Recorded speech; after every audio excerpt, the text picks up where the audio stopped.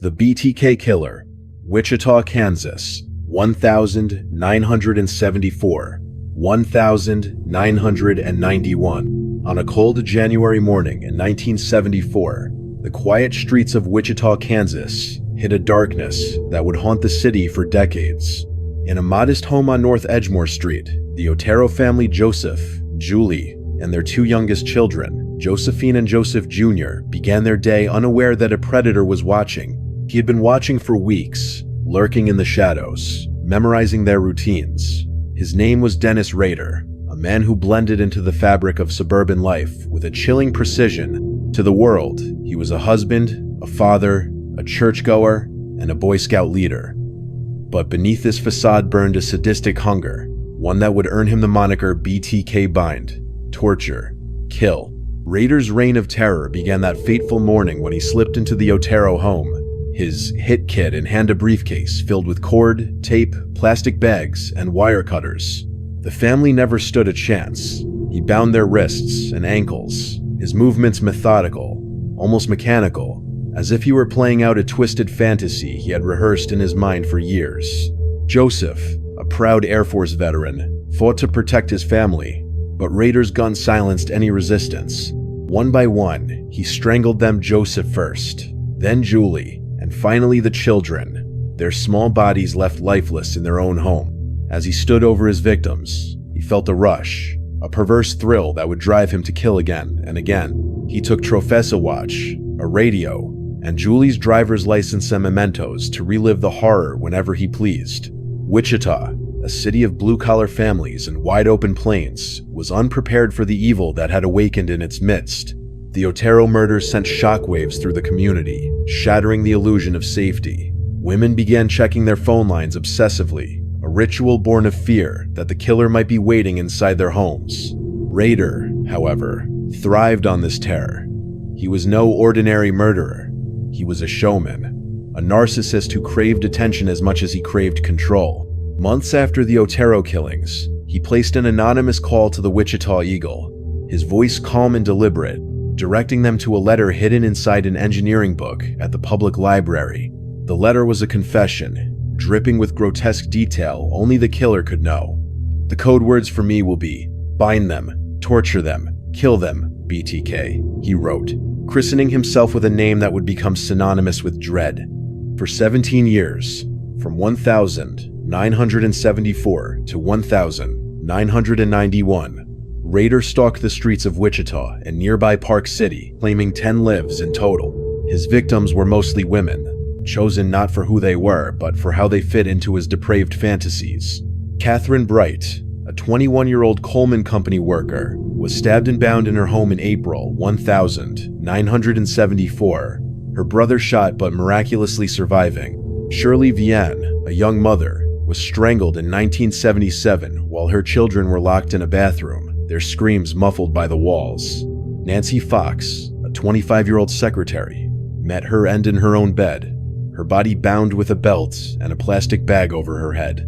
Maureen Hedge, a 53-year-old grandmother, was abducted in 1985. Her body later photographed by Rader in his church, a grotesque act of desecration.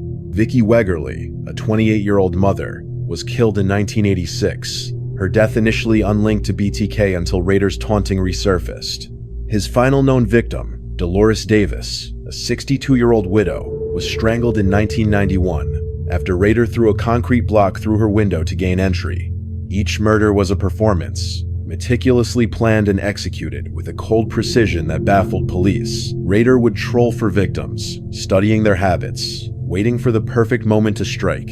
He cut phone lines, slipped through back doors, and used items from his victims' home pantyhose, belts, cord stow, bind, and kill them. His methods were intimate, personal, designed to prolong their suffering and feed his need for dominance. But it wasn't enough to kill. Rader wanted the world to know his work. He sent letters, poems, and packages to police and media, each one a twisted taunt that kept Wichita on edge. One letter, sent to a television station in 1977, complained about the lack of media coverage. "How many people do I have to kill before I get a name in the paper or some national attention?" Another package, dropped into a public library return slot, contained a doll with a plastic bag over its head, a chilling replica of his crimes. What made Rader so terrifying was his ability to hide in plain sight. By day, he was a family man, married to Paula Dietz since 1971, raising 2 children, Brian and Carrie, in a quiet Park City home. He worked as an assembler at the Coleman Company, then as an ADT Security Services employee, installing alarms in homes fearful of the very killer he was. Later, he became a compliance officer in Park City, a role he wielded with an overzealous cruelty, issuing tickets for minor infractions and allegedly killing a neighbor's dog without cause.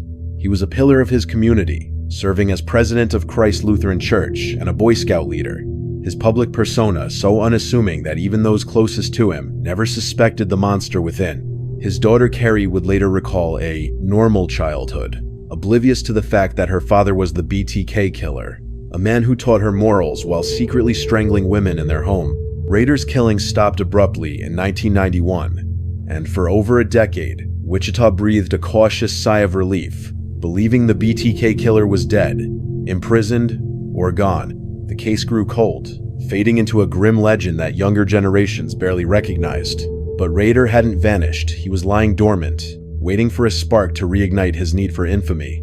That spark came in 2004, when the Wichita Eagle published a story marking the 30th anniversary of the Otero murders, noting how the name BTK had faded from public memory.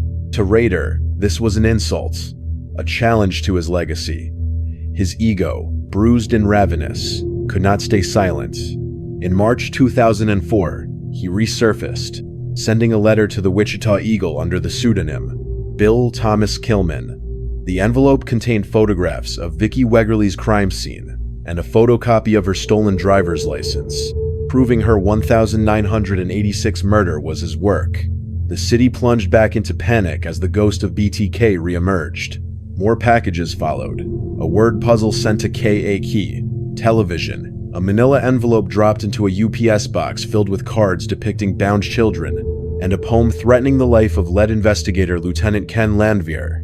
Each communication was a breadcrumb, a deliberate game of cat and mouse that Rader believed he controlled.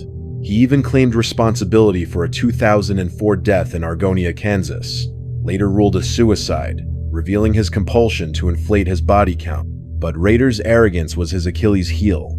In early 2005, he sent a letter to police asking if a floppy disk could be traced back to him. The Wichita police, sensing an opportunity, published a newspaper ad falsely assuring him it could not. Rader took the bait. On the 16th of February, 2005, he mailed a purple floppy disk to KSAS television, filled with instructions for further communications. Hidden in the disk's metadata were 2 damning clues: the words Christ Lutheran Church and the name Dennis. A quick internet search led police to Dennis Rader, president of the church's council. DNA evidence, painstakingly preserved from Vicki Wegerle's fingernails and matched to a pap smear from Rader's daughter Carrie, sealed his fate. On the 25th of February, 2005, Rader was arrested in front of his family, his mask of normalcy shattered forever. As police led him away, Rader smirked, admitting he had suspicions about why he was being arrested. In court, he pleaded guilty to all 10 murders, recounting each killing with a chilling detachment, as if describing a mundane job. "I called them projects," he said, detailing how he trolled for victims and fulfilled his violent sexual fantasies. On the 18th of August, 2005, he was sentenced to 10 consecutive life terms, a minimum of 175 years without parole, the harshest penalty possible in Kansas, which lacked the death penalty at the time of his crimes. He was sent to El Dorado Correctional Facility, where he remains in solitary confinement, a shadow of the predator who once terrorized Wichita. The BTK case left Wichita scarred, its people forever changed by the knowledge that evil could wear such an ordinary face. Rader's daughter Carrie, grappling with the truth, wrote a book in 2019, A Serial Killer's Daughter, describing her struggle to reconcile her normal father with the monster he was. Yet, in 2024, she revealed journal entries suggesting Rader had sexually abused her as a child, adding another layer of horror to his legacy. Recent investigations have named Rader a prime suspect in unsolved cases, including the 1,976 disappearance of 16-year-old Cynthia Dawn Kinney in Oklahoma, with clues from his cryptic word puzzles and sketches pointing to more victims. The full extent of his crimes may never be known, but his story serves as a chilling reminder that monsters don't always lurk in the shadows. They can walk among us, smiling, unnoticed. In the heart of Wichita, Kansas, where the prairie winds whispered secrets through the 1970s and 1980s, a predator played a game so seductive, so diabolically clever, that it held an entire city in its thrall. Dennis Rader, the self-styled BTK bind, torture, Killwas, no mere killer. He was a maestro of fear, a shadow who danced just out of reach, teasing the police, the press, and the trembling citizens of Wichita with a performance that was as intoxicating as it was terrifying. To Rader, the murders were only half the thrill. The other half was the chase, the delicious, pulse-pounding game of outsmarting those who hunted him. And oh, how he reveled in it, his ego, a flame that burned brighter with every taunting letter, every cryptic clue, every sleepless night he gifted to the city he claimed as his stage. Picture him in 1974, standing in the dim glow of a street lamp on North Edgemore Street, his breath fogging in the January chill as he watched the Otero family's home. His fingers twitched with anticipation, not just for the act of killing, but for the legacy he was about to carve. Rader didn't just want to murder, he wanted to be immortal, a name whispered in terror for generations. After strangling Joseph, Julie, Josephine, and Joseph Jr., he didn't flee into the night like a common criminal.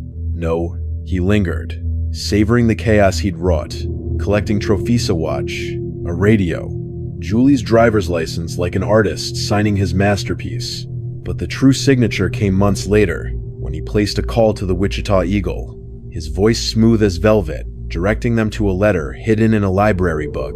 "You'll find it at the Wichita Public Library," he purred, under engineering. The letter was a confession, a brazen declaration of his crimes, laced with a chilling promise.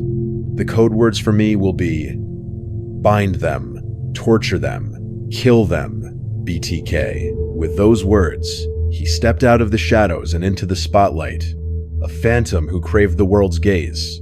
What made Rader so maddeningly elusive was his ability to blend into the mundane. By day, he was Dennis Rader, the unremarkable everyman of Park City, Kansas, a bespectacled husband to Paula Dietz, a doting father to Brian and Carrie, a man who mowed his lawn with precision and led prayers at Christ Lutheran Church. He installed security alarms for ADT, his hands steady as he wired systems to protect families from the very monster he was.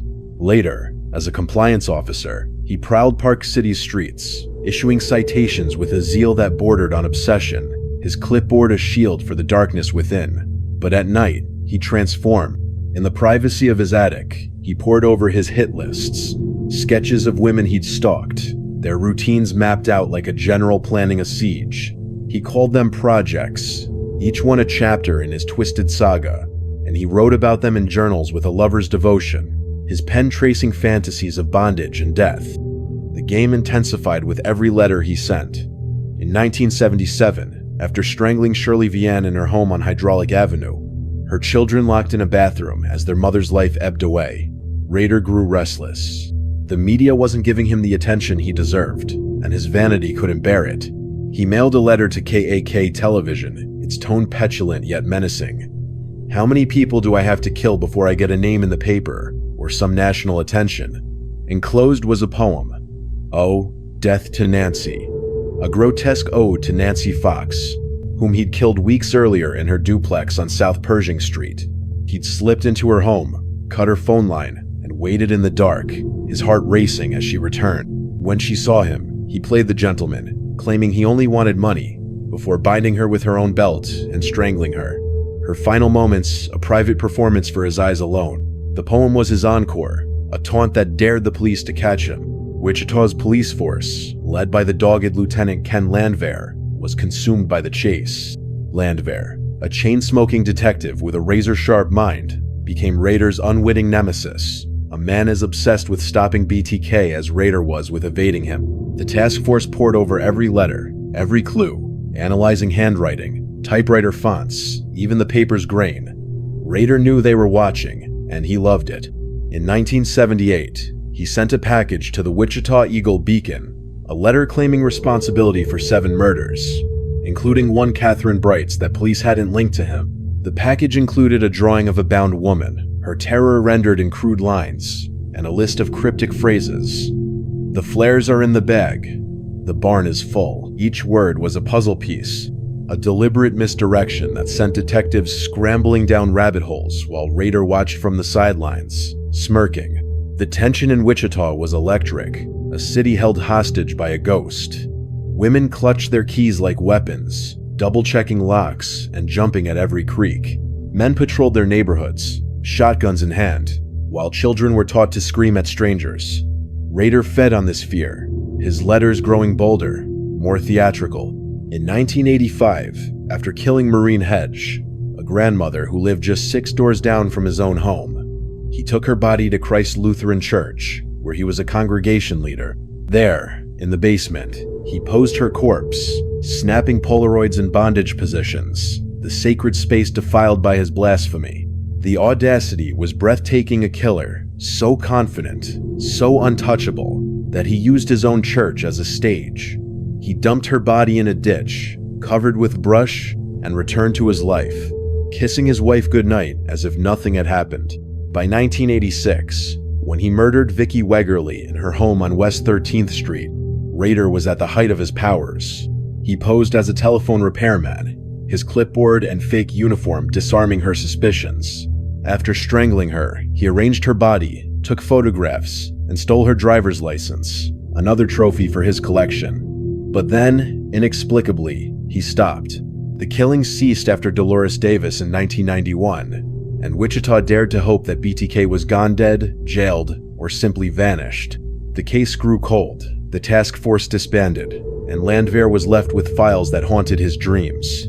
For 13 years, the city exhaled, but the shadow lingered, a question mark that refused to fade. Then, in March 2004, the game roared back to life. The Wichita Eagle published a story marking the 30th anniversary of the Otero murders, lamenting that BTK had faded into obscurity. To Rader, now 59, this was a slap in the face, a challenge to his immortality. His ego, as insatiable as ever, demanded a comeback. He sent a letter to the Eagle under the pseudonym Bill Thomas Kilman, a name that dripped with mockery. Inside were photographs of Vicki Wegerle's crime scene, her lifeless body staged for his camera, and a photocopy of her stolen driver's license. The city gasped, the terror reborn. More packages followed, a word puzzle to K.A. key. Television, its letters scrambled to taunt Landwehr. A manila envelope dropped in a UPS box, filled with cards depicting bound children. A poem titled Death on a Cold Evening, its lines a direct threat to the detective who dared defy him. Each delivery was a pulse, a heartbeat that quickened Wichita's fear, drawing the police deeper into his web. The drama reached its zenith in early 2005, when Rader, intoxicated by his own cleverness, made a fatal misstep. He sent a letter to the police, asking a question that revealed his Achilles heel. Could a floppy disk be traced back to him? The police, sensing their moment, played along, publishing a newspaper ad that lied, assuring him it was safe. Rader, his narcissism blinding him, believed them. On the 16th of February, 2005, he mailed a purple 1.4 4MB floppy disk to KSAS Television, its contents a set of instructions for his next move. But hidden in the disk's metadata was a digital fingerprint, the words Christ Lutheran Church and the name Dennis. The police pounced, their hearts pounding as they typed Dennis Rader into a search engine. The results were a revelation. A church leader, a compliance officer, a man who lived among them, his face as familiar as a neighbor's. The climax was swift and electrifying. On the 25th of February, 2005, as Rader drove home in his red Chevy van, police swarmed him near his Park City home. He was calm, almost amused, as they cuffed him, his wife Paula and daughter Carrie watching in disbelief. "What's this about?" he asked, a smirk playing on his lips. At the station, Landwehr confronted him, laying out the evidence. The metadata, the DNA from Vicki Wegerle's fingernails, matched to a pap smear from Carrie Rader. The room crackled with tension as Rader's facade crumbled. He confessed, his voice flat. recounting his crimes with the detachment of a man reading a grocery list. "I called them projects," he said, describing how he trolled for victims, bound them, and killed them, each act a stroke of his twisted genius. The game was over, and Rader had lost. The resolution was a catharsis for Wichita, a city that had lived in fear for 3 decades. On the 18th of August, 2005, Rader stood in a Sedgwick County courtroom, sentenced to 10 consecutive life terms, 175 years without parole. The judge's words were a blade, cutting through the myth Rader had built. Families of the victims wept, their pain a raw, living thing, but their relief was palpable. Landwehr, exhausted but triumphant, had outlasted the monster. Yet, Rader's final act was to speak, his voice devoid of remorse as he compared himself to his victims, claiming he too was a good person who just made bad choices. The courtroom recoiled, the audacity of his delusion, a final twist of the knife. Wichita exhaled, but the scars remained. Rader's game had been thrilling, seductive, a dark romance with fear that captivated a city. But in the end, it was his own arrogance, his need to be seen, that brought him down. The floppy disk, a relic of 1990s technology, was his undoing, a poetic irony for a killer who thought himself untouchable. As he was led to El Dorado Correctional Facility, the city reclaimed its nights, its streets, its peace. But the echo of BTK lingered, a reminder that even the most ordinary face could hide a darkness that burned to be known. In the winter of 2005, Wichita, Kansas, was a city teetering on the edge of hysteria, its streets pulsing with a fear that had been dormant for over a decade. The BTK killer, a phantom who had bound, tortured, and killed 10 souls between 1,974 and 1,991, had returned from the shadows. Dennis Rader, the monster behind the mask, was no longer content to let his legend fade. His ego, a ravenous beast, demanded the spotlight, and he fed it with a series of taunting packages sent to police and media, each one a seductive whisper that dared Wichita to catch him. The city was his stage, the police his unwilling audience, and Rader, the self-styled maestro of murder, was orchestrating a performance that would either cement his infamy or bring his dark symphony crashing down. For 30 years, Rader had played his game with a lover's finesse, slipping through the cracks of a city that trembled at his name. He was the man next door, the bespectacled Dennis Rader of Park City, Kansasa church president, a compliance officer, a father who tucked his children, Brian and Carrie, into bed while hiding journals filled with sketches of bound women in his attic. His murders were meticulously planned, each project a ritual of control. He'd stalk his victims, Catherine Bright, Nancy Fox, Maureen Hedge, Vicky Wegerly, and others, learning their routines, cutting their phone lines, and binding them with cords or pantyhose before strangling them. Their final moments, a private dance for his twisted pleasure. But the killings were only part of his art. The letters, poems, and packages he sent to the Wichita Eagle, Cake Television, and the police were his true masterpiece, each one a stroke of genius that kept him one step ahead, a shadow mocking the light. By 2004, Rader's silence had lasted 13 years, and Wichita had begun to heal, believing BTK was a ghost of the past. But a Wichita Eagle article marking the 30th anniversary of the Otero family murders Joseph, Julie, Josephine, and Joseph Jr. struck a nerve. The suggestion that BTK's name had faded was an insult Rader couldn't ignore. His vanity, as intoxicating as a forbidden kiss, compelled him to act. In March 2004, he sent a letter to the Eagle under the alias Bill Thomas Kilman, a name that dripped with irony. Inside were Polaroids of Vicky Wegerly's 1,986 crime scene, her body posed in death, and a photocopy of her stolen driver's license proof that her murder, long unlinked to BTK, was his work. The city reeled, the terror reborn as if no time had passed. Rader's taunts escalated, each package a crescendo in his deadly symphony. A word puzzle mailed to KAK Television, its letters scrambled to torment Lieutenant Ken Landwehr, the detective who'd hunted him for decades. A manila envelope dropped in a UPS box on North Seneca Street, filled with index cards depicting bound children, their faces drawn in crude marquera, a chilling glimpse into Rader's fantasies. A poem, Death on a Cold Evening, sent to the police, its lines a direct threat to Landwehr's life. Each delivery was a pulse, quickening Wichita's heartbeat, drawing the police deeper into a game they couldn't afford to lose. Landwehr, his face etched with years of sleepless nights, pored over every clue. His task force, a band of weary warriors facing a foe who seemed invincible. The city held its breath, women clutching pepper spray, men patrolling with flashlights, children warned never to open the door.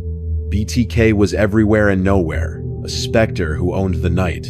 But Rader's brilliance was laced with a fatal flaw: his arrogance, a siren's call that lured him toward destruction. In January 2005, he sent a letter to the Wichita police, his tone almost playful, as if he were flirting with his pursuers. The question was simple, yet damning. Could a floppy disk be traced back to him? It was a moment of hubris, a crack in the armor of a man who believed he was untouchable. The police, led by Landwehr's cunning, saw their chance. They published a newspaper ad in the Wichita Eagle, a lie cloaked in reassurance. No, a floppy disk cannot be traced. Rader, his ego stroked by the deception, took the bait, his fingers itching to push the game further. The stage was set, the tension coiling like a snake ready to strike. On the 16th of February, 2005, a purple 1.4 megabytes floppy disk arrived at KSAS Television, a nondescript station on West Central Avenue. The disk was Rader's latest move, a set of instructions for his next taunt, wrapped in the smug confidence that he was still in control. But he had underestimated his opponents.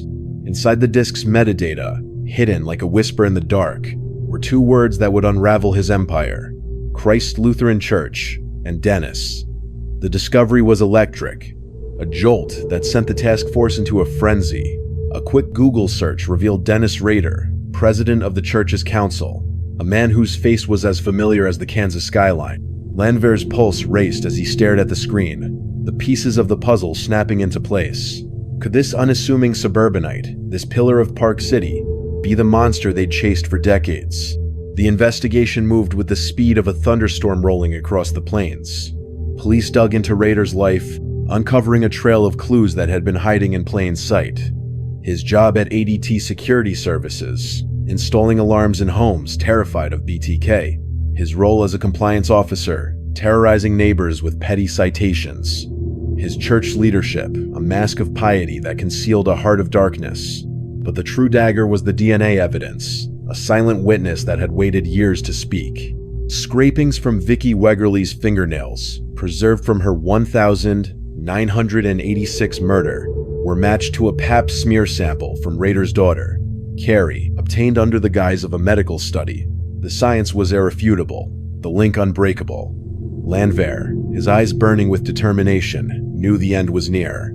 The hunter had become the hunted, and the climax was upon them. On the 25th of February, 2005, the tension broke like a dam bursting as Rader drove his red Chevy van near his Park City home on East 61st Street. Police cars swarmed, their lights flashing like the eyes of a predator. Officers surrounded him, their guns drawn, their voices sharp with authority. Rader stepped out, his expression calm, almost amused, as if he'd been expecting this moment. "What's this about?"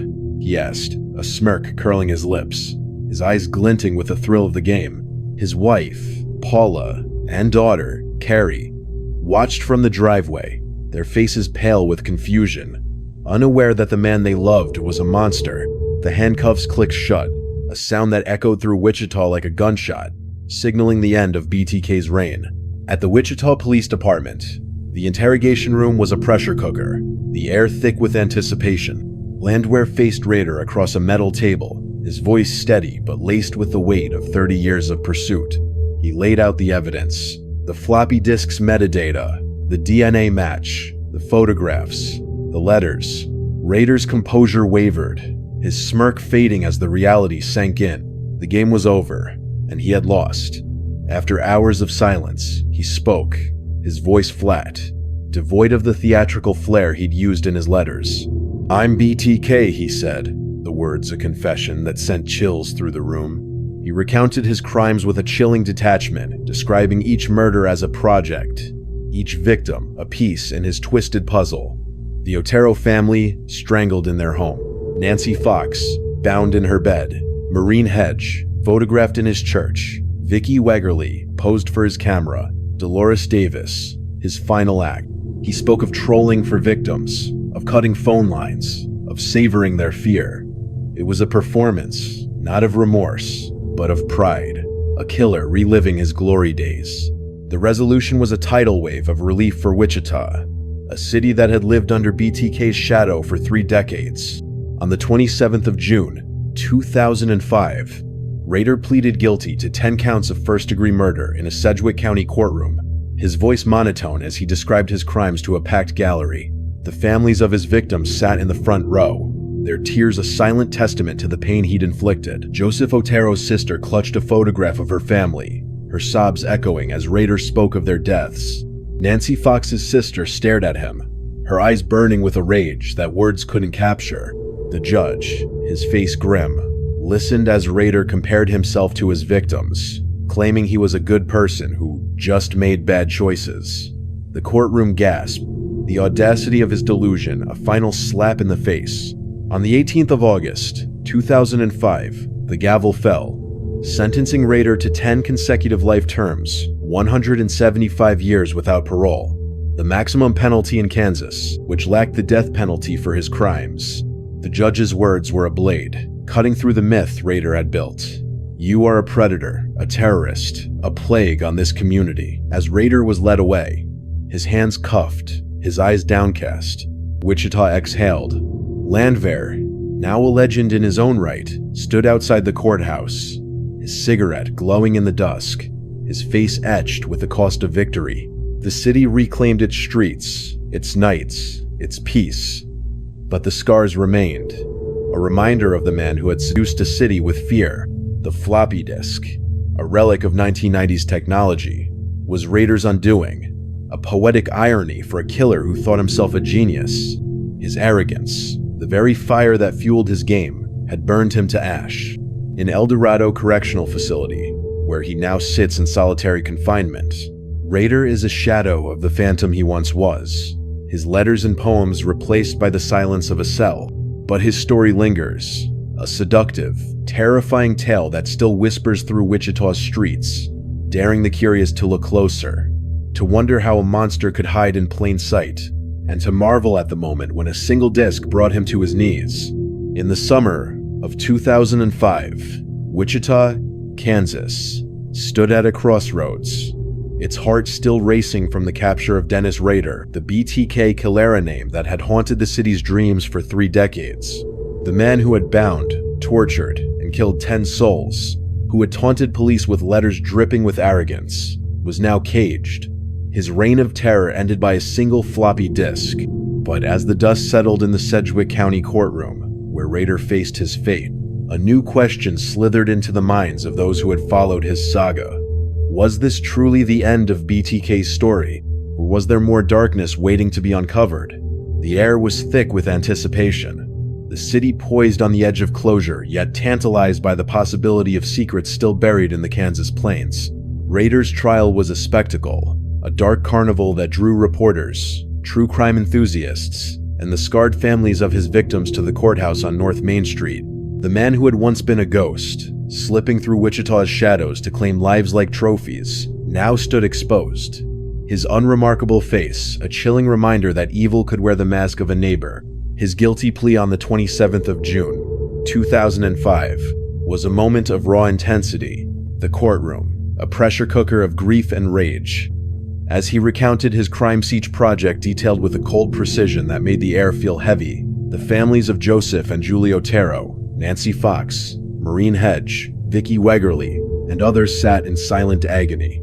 Rader's voice, devoid of remorse, described how he'd stalked his victims, cut their phone lines, and savored their fear. His words a twisted love letter to his own depravity. I had a sexual fantasy, he said, his eyes scanning the room as if seeking applause.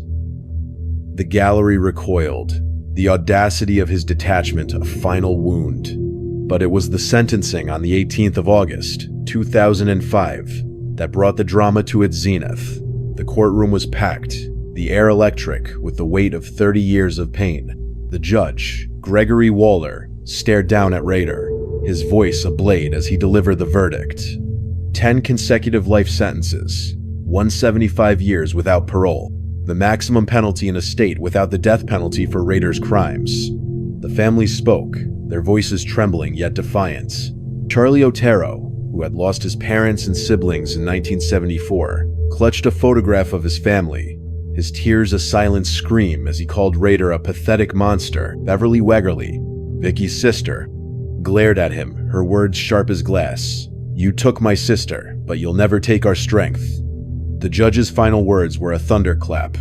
"You are a predator, a terrorist, a plague on this community." As Rader was led away, his hands cuffed, his head bowed, Wichita exhaled, the weight of his shadow lifting like a fog burned away by the sun. Yet, even as the gavel fell, the story refused to end. Rader's capture, orchestrated by Lieutenant Ken Landwehr and his task force, was a triumph of cunning over arrogance. The floppy disk, mailed to KSAS television on the 16th of February, 2005, had been Rader's fatal misstep, its metadata revealing Christ Lutheran Church, and Dennis, a breadcrumb that led straight to the man who had preached sermons while hiding Polaroids of his victims in his attic. The DNA evidence, a match between Vicky Wegerly's fingernail scrapings and a sample from Rader's daughter, Carrie, was the final nail in his coffin. Landwehr, the chain-smoking detective who had chased BTK for half his life, stood outside the courthouse, his eyes tired but victorious, his cigarette glowing in the Kansas dusk. He had outlasted the monster, but at a cost years of sleepless nights, a marriage strained by obsession, a soul scarred by the horrors he'd seen. Wichita celebrated, but the victory was bittersweet. The city's streets, once patrolled by fear, were free again, yet the scars remained. Women no longer clutched their keys like weapons, but they still glanced over their shoulders. Children played outside, but their parents watched a little closer. The BTK case had changed Wichita forever, etching a cautionary tale into its soul. Evil could hide in the most ordinary places. Rader's double life as a husband to Paula Dietz, a father to Brian and Carrie, a Boy Scout leader, and a church president was a betrayal that cut deep. His daughter, Carrie Rawson, grappled with the truth, later writing A Serial Killer's Daughter in 2019. Her words, a raw exploration of love and horror. In 2024, she revealed journal entries suggesting Rader had abused her as a child, a revelation that sent shockwaves through the true crime community, hinting at depths of depravity still unexplored. But the true climax of this tale lies not in Rader's sentencing, nor in the relief that followed, but in the questions that lingered like smoke after a fire. In 2023, the Osage County Sheriff's Office in Oklahoma named Rader a prime suspect in the 1,976 disappearance of 16-year-old Cynthia Dawn Kinney, a cheerleader last seen at a laundromat in Pawhuska. Investigators unearthed cryptic word puzzles and sketches from Rader's journals, their clues pointing to a barn in Collinsville, Oklahoma, where a trapdoor and bondage paraphernalia were found. The search uncovered a color photo of Rader in women's clothing, bound in one of his own sadistic setups, a chilling glimpse into his mind. More tantalizing were references to a victim nicknamed Bunny, a detail that matched Kinney's profile. The case remains open, the barn's secret still whispering. Closer to home, the 1,990 disappearance of 24-year-old Stacey Gwen Anders from Park City was linked to Rader through a hidden journal entry describing a Project PS. Anders, a bank teller, vanished after a night out, her car found abandoned with a flat tire. Rader's sketches of a woman tied to a tree, paired with his habit of trolling near Park City's parks, raised suspicions. In 2024, Sedgwick County deputies searched a wooded area near Rader's former home, guided by his coded notes, but found no remains. The discoveries fueled a firestorm of speculation. How many more victims were out there? Had Rader's projects extended beyond the 10 he confessed to? His cryptic taunts, once dismissed as ego, now seemed like breadcrumbs, leading to a darker truth. The tension in Wichita was palpable, a city caught between closure and curiosity. True crime enthusiasts flooded X, their posts dissecting Rader's journals, his Polaroids, his word puzzles. BTK's codes are a map, one user wrote, sharing a decoded string that hinted at a location near the Arkansas River. Another posted a grainy photo of Rader's hit kit cord, tape, plastic bags found in his attic, its contents a chilling artifact. The public's fascination was a siren's call, drawing them deeper into the mystery. Rader, now 80, sat in El Dorado Correctional Facility, his solitary cell a far cry from the stage he once commanded. He was said to be writing, his pen still scratching out thoughts that no one could read, his silence a taunt in itself. Was he laughing at the world, knowing secrets that might never be uncovered? Or was he a broken man, his legacy reduced to a cage? The resolution of Rader's story was not a period, but a question mark, a seductive, maddening invitation to wonder. Wichita moved forward, its skyline gleaming under the Kansas sun, but the echo of BTK lingered in its quiet corners. The Otero family's home on North Edgemore Street still stood, a silent monument to the terror's beginning.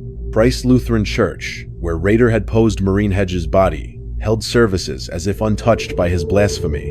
The Wichita Eagle, once his canvas for taunts, now published stories of hope, yet its archives held his letters, a dark relic of the past. The city's people, resilient yet haunted, whispered his name in bars, in coffee shops, in the dead of night, each wondering, what else did he do? Who else did he take? And so, the tale of Dennis Rader, the BTK killer, ends not with a bow, but with a beckoning finger, urging the curious to look closer.